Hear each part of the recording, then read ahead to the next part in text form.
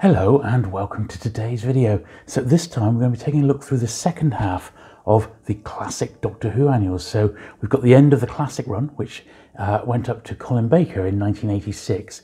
And then we've got the full run of the revived series from 2006 right up to the 2022 annual.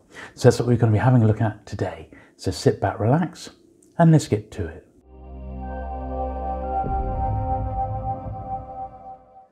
Okay, so we start off with the 1980 annual, and fond memories of buying this one back in the day, or having it bought for me in Christmas sort of 1979. And the cover here features Tom Baker, and it's still from the Ribos operation. Now there's two variations of this annual. One of them's got the date on the front and the spine, and then there's an undated version, which was almost certainly produced for like the overseas market. The canons are Romana Mark 1 and K9. And yeah, really great little annual, this one. This was the last one with artwork by Paul Crompton. Now, you'll see on the first story here, it's got the ex-Rani and Ugly Mutants. Now, this was many years before the actual Rani came along. So whether this was, whether the person writing or creating the Rani had this annual in their collection, who can tell? But apart from that, it's fairly thin. It feels fairly thin, and it's just got the usual mix of text stories. Overall, the artwork's actually pretty good. It's sort of gothic in its style, but it has also the selection of classic sort of space-related trivia, which has been a standard of these annuals for so long. Nice little comic strip, really nice sort of painted artwork. It's a K9 in there as well. And yeah, great annual, this one. And yeah, I certainly have, I can remember vividly reading this one, even though it was 40 years ago. So next we've got the 1981 annual here. And the cover features Tom Baker there from the Armageddon Factor. Really nice sort of bold, colourful cover, that one. Once again, this one exists in dated and undated form. So there's a couple of variations to find with this one. The artist Glenn Ricks was assigned to do the artwork, and he took over from Paul Crompton, who'd left the year before.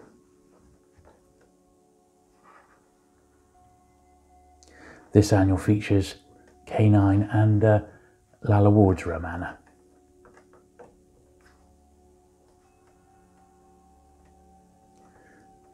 Yeah, not as nice as the 1981.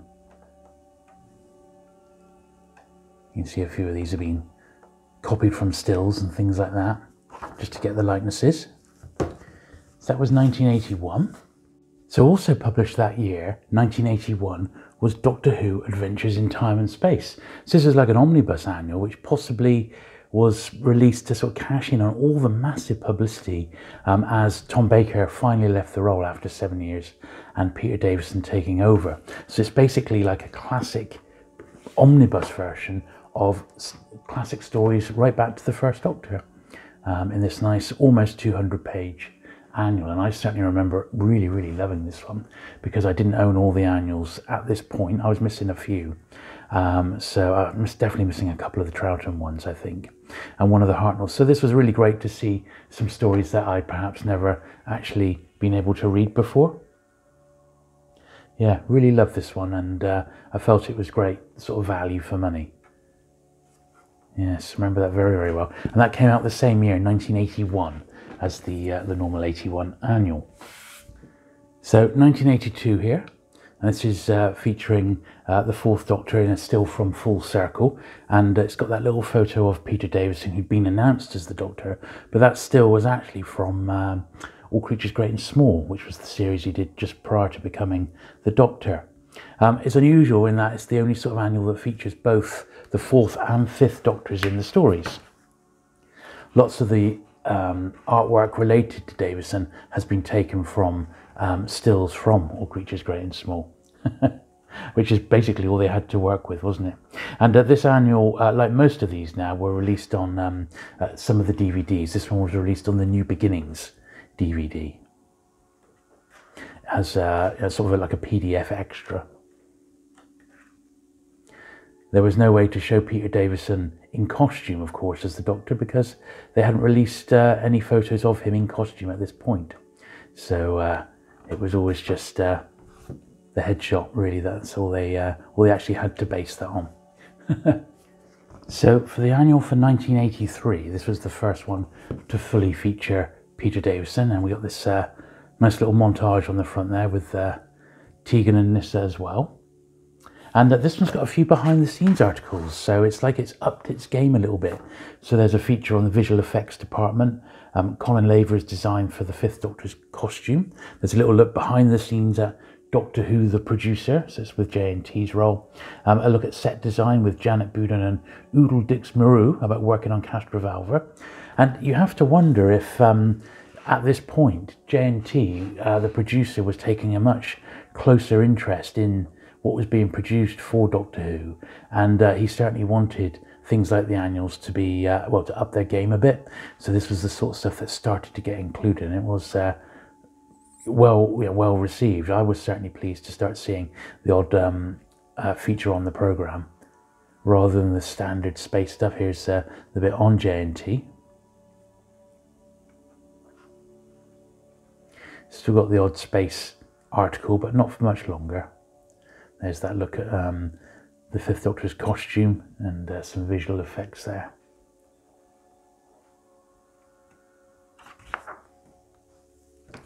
Good stuff. That was 1983.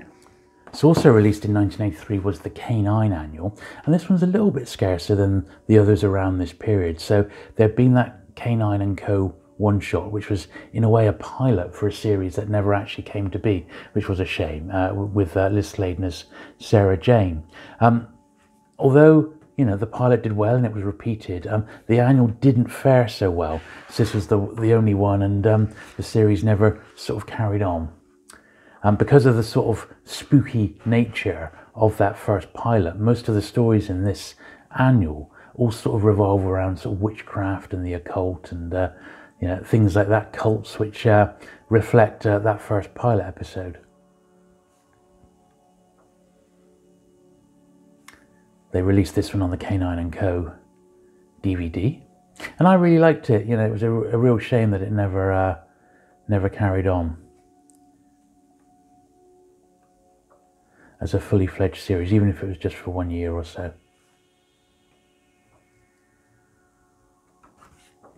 Good stuff.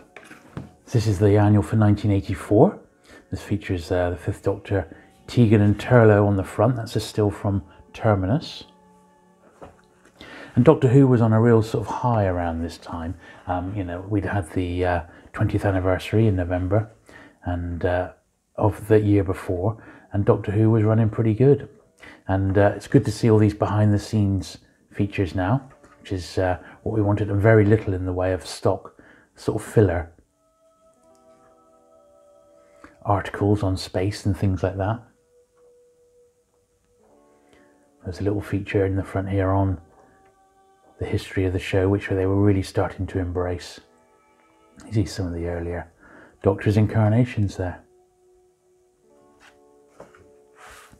So that was the annual for sale on 1984. So for 1985, we got the first of the Colin Baker annuals here, and they're showing the show's 21st year across the front here.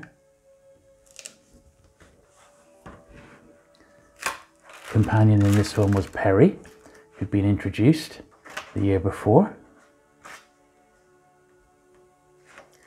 They got some good likenesses of Colin Baker here, some nice behind the scenes stuff. There's the infamous marker from the year before, Warriors of the Deep. Nice stuff on special effects. This is all we really wanted as Doctor Who fans. I mean, imagine if we'd have had that in the 60s and 70s annuals, hey? How amazing would that have been? But there we were, we're coming to near the end of the classic run now.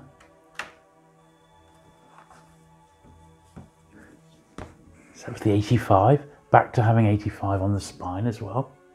It's also published in 1985/1986, was this American one. So this is Doctor Who Journey Through Time, and you'll see this one's in a dust wrapper, and it's published by Crescent Books over in America.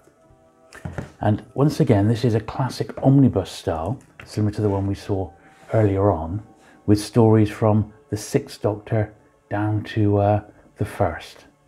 Once again, they do print a lot of the similar stories that were reprinted in that first omnibus. But once again, it was Doctor Who was really riding high in the American market, and it was a way to keep the older Doctors alive. So yeah, Crescent Books, New York. And that was sort of produced under license with World Distributors. And then a little bit later that year, in 1986, the annual did finally get a British publication, but it was only available through W.H. Smith's initially, and this was an exclusive. But it's exactly the same book, just the British edition of it, with the different jacket. I actually think I prefer the American edition with the beautiful artwork cover. So it was Doctor Who Journey Through Time. And then the final of the classic annuals was the 86 Colin Baker annual. Here clearly marked 86 on the front. This was the end, really, of an era. So once again, the Doctor's companion was Perry, and the Master appears in a couple of the stories. So this is the very last one that World ever published. Obviously, the series had been cancelled at that time by the BBC. It was on hiatus, and maybe they thought the time was right just to drop the continuing Doctor Who annual. Maybe the sales had fallen compared to other properties that were around at the time, and potentially the show had certainly got a little bit tired and was ready for a break. Little did we realise it was going to be quite as long as it ended up being, but there we are. So that was the last of the classic annuals, and that was pretty much all we had for quite a few years.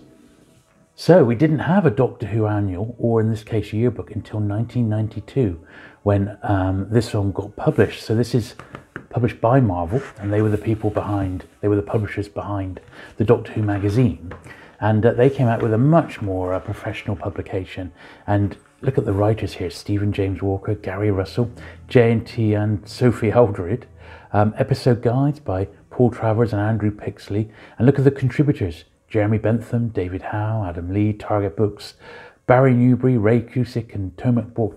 What a name, what a cast list, as it were, for people who actually knew something about the show, rather than people who were producing hundreds of annuals at the same time. And it makes a huge difference. So this is just, it's just fantastic. I mean, you cannot believe the difference in quality when you look at through these annuals now. Just fantastic.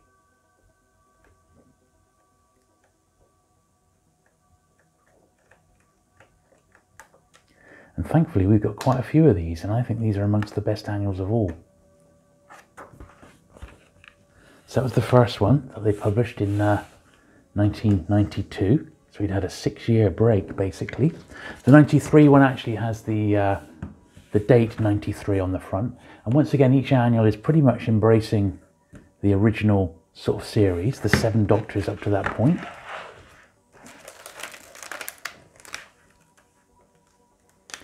And because, it's been put together by the people who produced the Doctor Who magazine, you know that the content has been researched. It's not going to be full of errors or anything like that. Nice few little bits on the merchandise. We saw that one last time round, didn't we?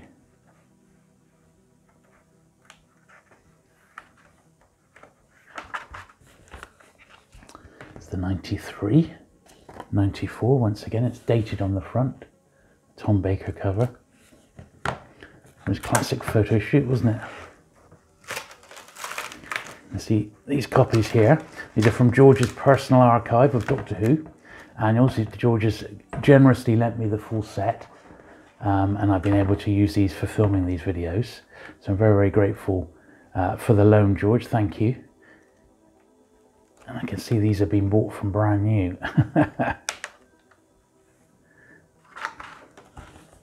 At the time, George and I were running a collector's shop in Plymouth called Purple Haze. I'm sure some viewers of this video will remember that. We sold a lot of Doctor Who stuff back then. This is the 1995 one. This one had quite a few photos from the Children in Need EastEnders sort of tie-in. So a lot of the photos are from that particular bit of filming.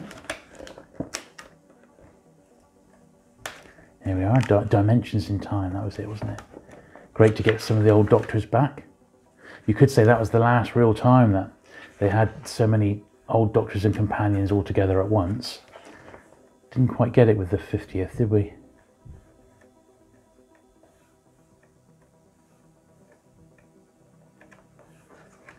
Good stuff. So that was the 95.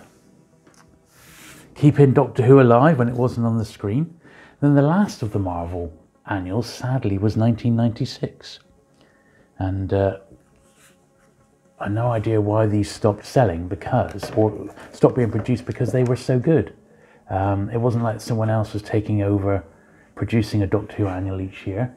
But this was the end. This was the end of the Doctor Who Yearbook. And such a shame because they're so nice. These 5 little books were fantastic, as you can see. Filled with information and detail. Really, really good for the Doctor Who fan. But we didn't have anything then until the arrival of the new series. So, as you know, Russell T Davies revived the show in 2006, and Chris Eccleston and Billy Piper took over. Here they are. And by now, although it's Panini Books, Panini were publishing stuff for BBC Books, who are ultimately part of the Penguin Group. So a bit of a roundabout sort of way, but this is the very first one. Size-wise, you'll see they're bigger than the Doctor Who yearbooks, and they're considerably taller than the classic annuals. So this particular one, this is like a new sort of style format. Not as big as the classic 77, but very close to it. Once again, though, thankfully, the content is on the whole excellent. Nice mix of behind the scenes photos and stills, history of the series, that sort of thing, different aspects of production. And what a shame he couldn't carry on longer than that first series, because it was truly fantastic. Great way to bring the series back, but I would have loved him to have done a couple more.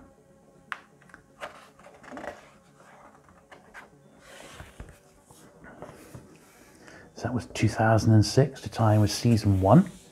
2007. This one's sort of got like a hologram cover with the first into the second Doctor, which is quite cool. Not sure if you're going to be able to pick that up on the video, but this was tying into David Tennant's first season as the Doc. Good stuff. I was hoping I had a very, very small role in Rise of the Cybermen. I was hoping I'd get my immortality in the Doctor Who book of that year, but sadly it didn't happen.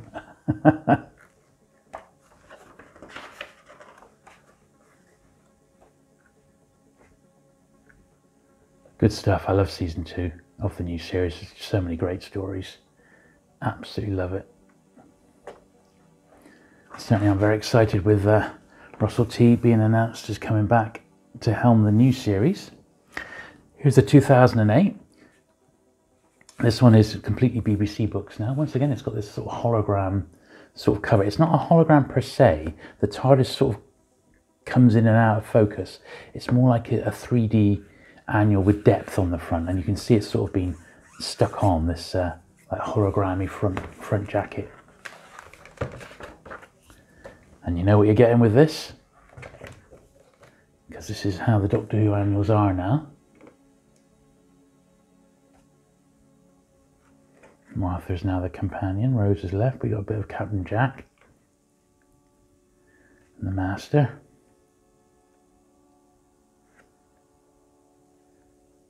A few bits on Doctor Who history. And by this time I had a son, and he was into Doctor Who quite a big way, and he was getting the new Doctor Who annuals at this time, and it's sort of, it was like it had gone full circle, to be honest, you know. This is the 2009. You can see this is a much, this is almost 100 pages, this particular annual. Looking at the older companions, so Donna back to Rose. Very nice, cool, metallic-y cover, that. They really were going to town with the quality on the books at this point.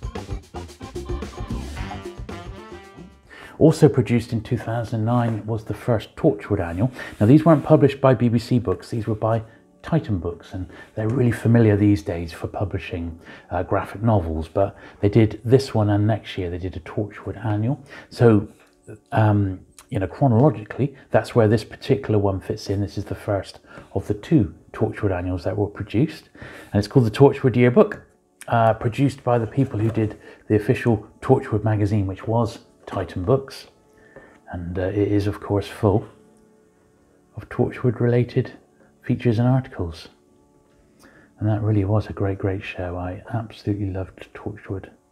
It really was great. I did have a chance to be in the it was the episode which Captain Jack goes back. You sort of see Captain Jack's origin, and basically it was a week's work on the show, just as a background artist, you know, just as an extra basically. Wouldn't have had any speaking per se, maybe a couple of small odd words, that sort of thing, and unfortunately my dimensions wouldn't fit, so the actual it was the episode set during the Blitz of World War II, and all the outfits that were being used, the costumes, were original World War II period RAF outfits, and sadly my dimensions, even back then when I was a lot thinner than I am today, sadly did not fit what they had on offer, so I sadly didn't get my chance to be in Torchwood for a week. My friend though did it twice actually, and he said it was an absolute scream filming Torchwood. Okay, back to the 2010 now, which is still David Tennant, and the 10 is highlighted there as in the 10th Doctor. And you're sort of getting the idea now. These are certainly a world away from those earlier annuals now, and there's lots to do, there's lots to see, lots to read, and I think they represent really great value for money. But it was interesting that although my boy, you know, had the Doctor Who annual for about 4 or 5 years, even he eventually sort of grew out of the habit of reading an annual, and they just moved on to video games. So it's kids today, I think. Here's that second Torchwood Annual. Great stuff. Yeah, certainly wouldn't mind. I think I'm up for watching a rerun of the Torchwood series. It's been almost 10 years now. In fact, over 10 years, hasn't it, since it was on?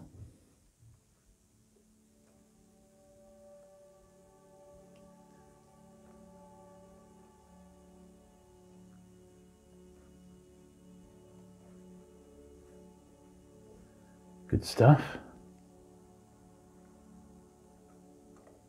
Yeah, really great annual, that one. And I'm not sure how difficult it would be for you to track the Torchwood annuals down these days. I think, you know, they probably didn't sell massively, so they might be worth picking up if you haven't already got them. So 2011, and Matt Smith is now in the role. He's regenerated, and it says a new bigger annual with a double-sided poster. Oh, okay. Well, we'll have a look. So it would appear as if the poster, this is the poster at the back here. So that's sort of bound in. So we'll leave that one exactly where it is.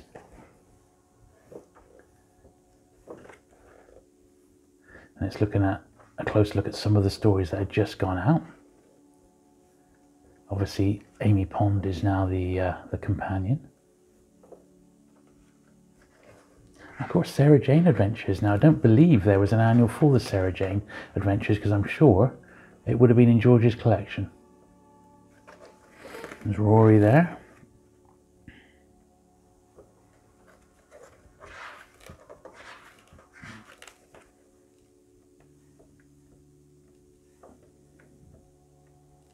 Yeah, great stuff. So it's really, it does really feel quite a beefy annual, that one. I think they really went to town on that to produce something quite special.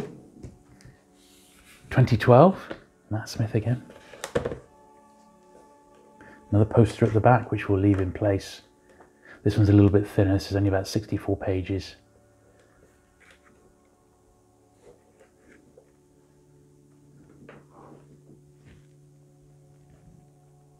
Good stuff though. 2013 now. Another Matt Smith. I really like the design of this cover with just the hint of his bow tie there at the bottom of his face.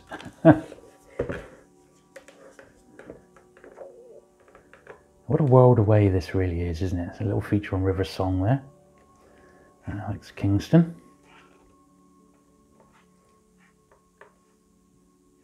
And they did have some real great guest stars as well, didn't they? People were queuing up to be in the new series.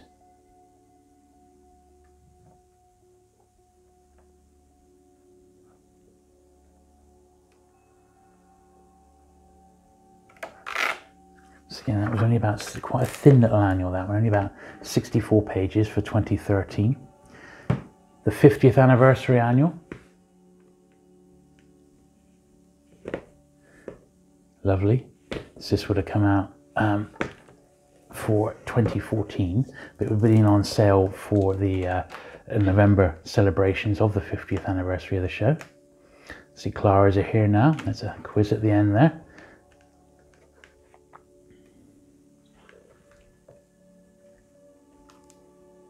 Features on the bit more on the history of the show, previous Doctors.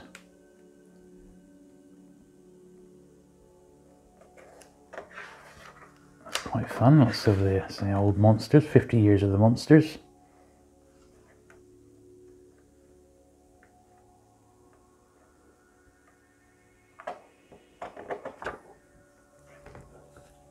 Not bad. Not bad for the 50th anniversary. Peter Capaldi now. This is the 2015 annual. And Capaldi is now the Doctor, lifelong Doctor Who fan himself. Overall, you're delighted to get the role. I think he took a little bit of warming to for some viewers. And some point as Capaldi's casting in the role is possibly the start of the turning point, really, in the sort of the decline in the ratings that's happened over the last sort of few years. Russell T Davies was long gone at this point. And maybe the show had lost a little bit of its energy. Nice lineup of the previous Doctors there. But yeah, Capaldi, he's not to everyone's taste, and I think that perhaps was reflected. 2016 then, there he is, Capaldi and Clara again. I think he did a real good job. I think he sort of brought his own personality to it. It's just he wasn't perhaps as likeable as some. A little bit older than Matt Smith, David Tennant were when they took on the role. That probably affected things as well.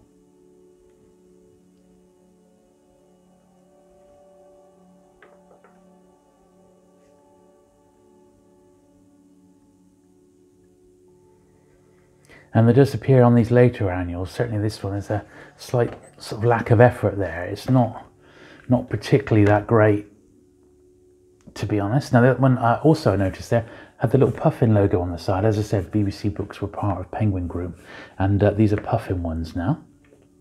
The 2017 again, still Peter Capaldi in the role. And it's pretty much more the same, isn't it? They just don't seem quite as detailed. And I would say, looking back over all of these, the real highlight has to be those Marvel ones. They're, you know, just because of the content, they just seem so much better than what we've got here.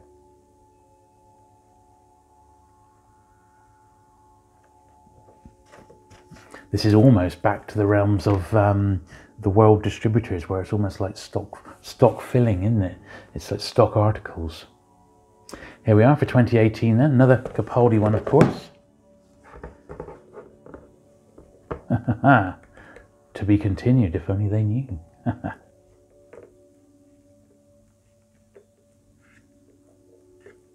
So this is teasing Jodie taking over the role. She'd obviously been announced when this one was published. And then the companions, Billy, Nardole, Missy.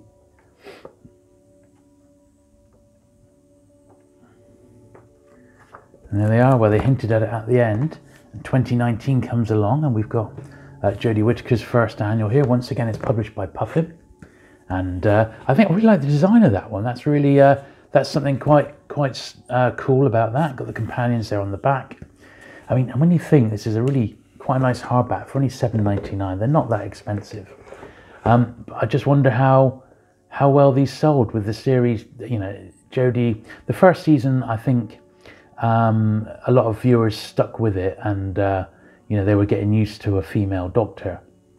But beyond that, I think the audience did really drop off, and that's, you know, probably why right now, you know, we've got the well, as I film this week, the rumours going around are that David Tennant might be back filming 3 or 4 specials, and then it'll be into a new Doctor, but no one's been officially announced yet. But Russell T Davies is back, so who knows what will happen. So this is the second of Jodie's annuals, and of course, although she's not done that many stories, they have been split over quite a long period of time. So she's ended up right up to this year with 4 annuals which she's featured in. And of course, poor Sylvester never really got any with him as the Doctor at the time. 2021, last year's one.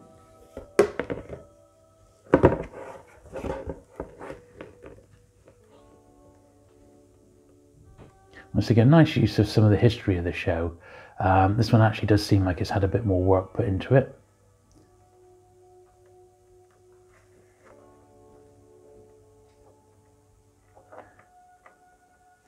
Not bad at all. And then we've got the 2022, which is the most recent annual.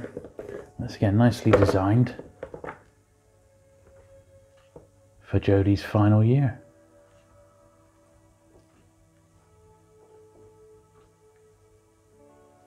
And what a collection to have if you've got all of these. I mean, that's a lot of books, but certainly very, very good. But it's not all the books. So there is the last one. So for the years that never got released, there are numerous fan publications, which I think, you know, although I've not got any here to show you, I will pop a little montage of the covers out right now, because I think they do warrant a look at. Now, generally these are quite expensive. They're completely unofficial, and they are in effect bootlegs, but you know, the work that's gone into them is just fantastic. And I have cast my eye through a few of them, and I'm just blown away by quite how well they've captured the original style of the annuals. And they could have easily been, well, they're probably better than what the annuals would have been first time round. So if you're a real hardened fanatic and you would like to go beyond the annuals, your best bet to find those is the Doctor Who Annual group on Facebook. There are 2 members there who've got them, and obviously check out the second-hand sites such as eBay, and I'll put the links to those in the description down below. So there you go. I hope you've enjoyed that second look through these vintage Doctor Who annuals. Certainly they do make an incredible collection. If you have enjoyed this latest video, do please give it the thumbs up, and do please hit the subscribe button if you've not already for regular vintage Doctor Who content.